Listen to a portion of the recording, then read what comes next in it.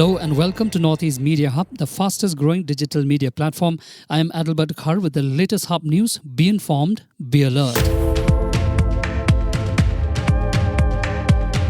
The BIBN or Bhutan, India, Bangladesh, Nepal Friendship Car Rally 2023 was flagged off by Rakesh Sangma, GHADC MDC, from Polo Orchid Resort, Nazing Bazar in Tura on Saturday morning as the rally headed towards Dhaka in Bangladesh.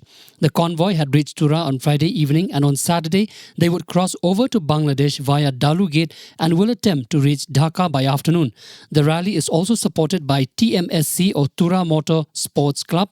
Tura Traffic Police escorted the vehicles through the town.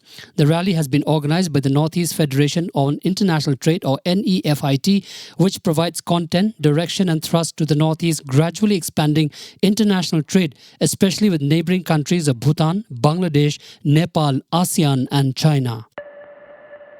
2 persons from Garo Hills have been admitted to Tura Civil Hospital after their bike collided with a Tata Sumo early on Saturday morning at around 6:35 a.m. at Spring Hill in Tura, West Garo Hills. The Sumo with registration number ML08G4113 was being driven by Sumiron Hajong, resident of Rakaldobi, Zigzag, Southwest Garo Hills, whereas Winsai B. Marak and Tenrak M. Sangma were riding the bike bearing registration number AS01DU1153.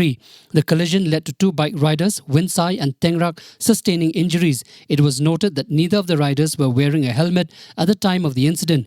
Currently, the reason for the accident, the party responsible for it, is not known. Similarly, the extent of the injuries on the youth is not known. The Indian Army has dispatched teams to recover washed-away explosives, ammunition and weapons in the flash floods of Teesta River in Sikkim. In one such instance, Army carried out a controlled explosion of some of the explosives recovered on Teesta River Basin on Friday. A video of the same has gone viral online. Army equipment, including explosive, ammunition and weapons, were swept away in the early morning flash floods in Sikkim on Wednesday when the South Honak Glacial Lake burst. The glacial burst poured about 100 hectares of water into Teesta River, along with swept-up trees and rocks, making the river a deadly force of nature that wrecked and swept along everything in its path. Teesta Stage 3 Dam in Chungthang run by Teesta Urja Limited has been completely destroyed by the glacial lake outburst flood of October 4. Chungthang town has been completely ravaged and cut off from the rest of Sikkim. Access to the village is only across the Teesta River and previously existing dam. Chungthang residents question the absence of National Disaster Relief Force who are yet to reach the damage-hit Chungthang, nor could they be airlifted since past 4 days of the disaster. Efforts are underway to construct a log bridge to connect to the other side, where majority of the residents, army personnel and even tourists are stranded currently. Lachan Mangan MLA Samdup Lepcha reached to the damaged site of Chungthang using a zip line along with the DIG range Tashi Wangyal of Sikkim Police to take stock of the situation. Prime Minister Narendra Modi expressed shock at the Hamas attack on Israel, killing at least 22 people.